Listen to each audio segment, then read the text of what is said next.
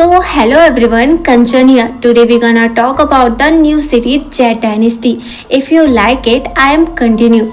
So without wasting time, let's start. Episode की शुरुआत होती है और हमें एक विलेज को दिखाया जाता है जहां पर साओ फैन और जिन्यू को दिखाया जाता है जो आपस में ही शॉर्ट फाइट कर रहे होते हैं। एक्चुअल में ये दोनों दोस्त हैं लेकिन प्रैक्टिस के लिए फाइट कर रहे होते हैं जहां जिन्यू बार बार साओ फैन को हरा देता है, लेकिन साओ फैन हार मानने वालों में से नहीं है। आखिरकार ये सीरीज का मेन कैरेक्टर है तो इतना एटीट्यूड तो बनता है और वो बार बार जिन्यू से फाइट कर रहा होता है और ये 98 फाइट होती है लेकिन जिन्यू फिर भी साओ फैन को हरा देता है। फिर आगे दिखाया जाता है कि अचानक जिन्यू की आंखें रेड हो जाती है और वो साओ फैन को जान से मारने की कोशिश करने लगता है और यहाँ जिन्यू की बॉडी उसके कंट्रोल में नहीं होती है। ये देखकर सभी बच्चे वहाँ से भाग जाते हैं।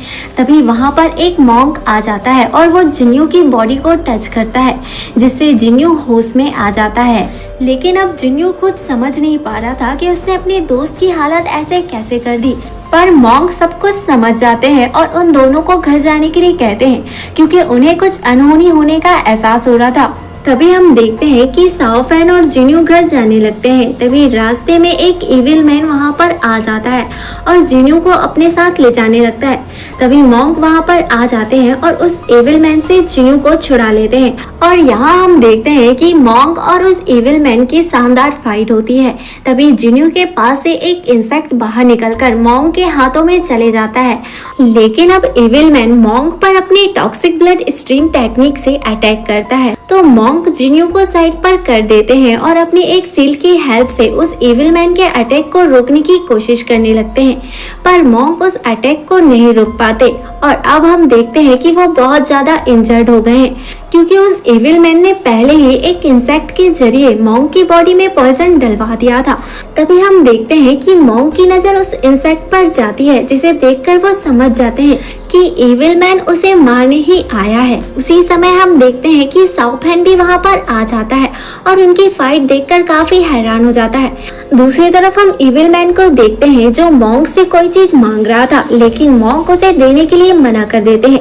ये सुनकर इविल मैन को बहुत ज्यादा गुस्सा आ जाता है और वो अपनी डार्क स्पिरिट बॉडी से अटैक करता है तो मॉन्क अपने बुद्धा हैंड का यूज करके उसके अटैक को डिस्ट्रॉय कर देते हैं। ये देखकर इविल मैन को मॉन्क पर बहुत ज्यादा गुस्सा आता है और वो मॉन्क को मारने के लिए शॉर्ट लाइटिंग एनर्जी को कलेक्ट करने लगता है। ये देखकर मॉन्क अपने चारों तरफ एक डिवाइन शील्ड को बना लेता है जिसकी वजह से मॉन्क का कुछ भी नहीं बिगड़ता, लेकिन ये सब देखकर इविल मैन समझ जाता है कि मॉन्क को हराया नहीं जा सकता क्योंकि मॉन्क इतना इंजर्ड होने के बाद भी इतना ज्यादा पावरफुल है। इसलिए वो इविल मैन वहाँ से भाग जाता है, लेकिन जाते जाते एक वार्निंग देके जाता है कि मैं वापस लौटकर जरूर आऊंगा। अब आगे दिखाया जाता है कि मॉन्क अब साओ फैन और जिन्यू को दोनों को एक साथ लिटा देते हैं। फिर मॉन्क सोचते हैं कि अब उनके पास बहुत ज्यादा कम टाइम बचा है, इसलिए वो अपनी पावर को साओ फैन को देना चाहते हैं ताकि साओ फैन बड़ा होकर लोगों को एक बड़े डिजास्टर से बचा सके क्योंकि मॉन्क जानते थे कि उनकी डेथ हो जाएगी क्योंकि उस इंसेक्ट ने उनकी बॉडी में पॉइजन छोड़ दिया है। और अब हम आगे देखते हैं कि मॉन्क ने साओ फैन को होश में ला लिया है और साओ फैन से पूछते हैं कि क्या तुम मेरे जैसे पावर पाना चाहते हो और मेरे जैसे पावरफुल बनना चाहते हो, जिस पर साओ फैन हाँ में जवाब देता है और बहुत ही खुश हो जाता है। ये सुनकर मॉन्क साओ फैन से कहते हैं कि मैं अपनी टेक्निक तुमको सिखा दूंगा, लेकिन तुम्हें मुझसे प्रॉमिस करना होगा कि तुम इन पावर्स के बारे में किसी से कुछ नहीं कहोगे, तुम्हारे जो सबसे करीब हैं उनसे भी कुछ नहीं कहोगे और सभी से छुपकर इन टेक्निक्स की प्रैक्टिस करोगे और इन टेक्निक की प्रैक्टिस तुम सिर्फ रात में ही करोगे। इसके लिए साओ फैन मान जाता है। इसके बाद मॉन्क साओ फैन को एक पिल देता है जिसमें कुछ खास पावर है और कहता है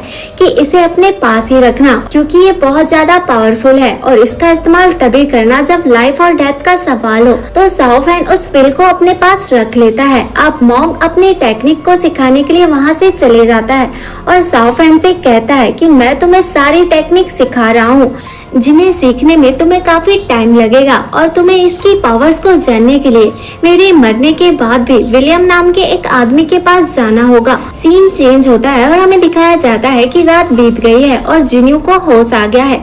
तभी उसकी नजर साओ फैन पे जाती है जो अभी भी बेहोश पड़ा हुआ था। तभी हम देखते हैं कि जिन्यू साओफैन को उठाता है और पूछता है कि हम यहाँ पर कैसे आए। तो साओफैन जिन्यू को कुछ नहीं बताता क्योंकि मॉन्क ने उसे कुछ भी बताने के लिए मना किया था। आगे हम देखते हैं कि वो दोनों अपने विलेज की तरफ जाने लगते हैं, जहाँ जाकर उन्हें पता चलता है कि पूरा का पूरा विलेज डिस्ट्रॉय हो गया है और गांव के सारे लोग मारे जा चुके हैं सिवाय कुछ लोगों के। ये सुनकर साओफैन जल्दी जल्दी अपने घर की तरफ जाने लगता है। जाते हुए रास्ते में उसे कई सारी लाशें दिखती हैं और जैसे ही वो घर पहुंचता है तो उसे पता चलता है कि उसके पेरेंट्स भी मारे गए हैं। ये देखकर साओफैन को बहुत ज्यादा सदमा लगता है और वो वहीं पर बेहोश हो जाता है। और इसी सस्पेंस के साथ इस एपिसोड का एंड हो जाता है। अगर आपको ये एक्सप्लेनेशन पसंद आया तो वीडियो को लाइक और चैनल को सब्सक्राइब जरूर कीजिएगा। और अगर आप इस सीरीज के आगे के पार्ट देखना चाहते हैं तो हमें कमेंट करके जरूर बताइएगा।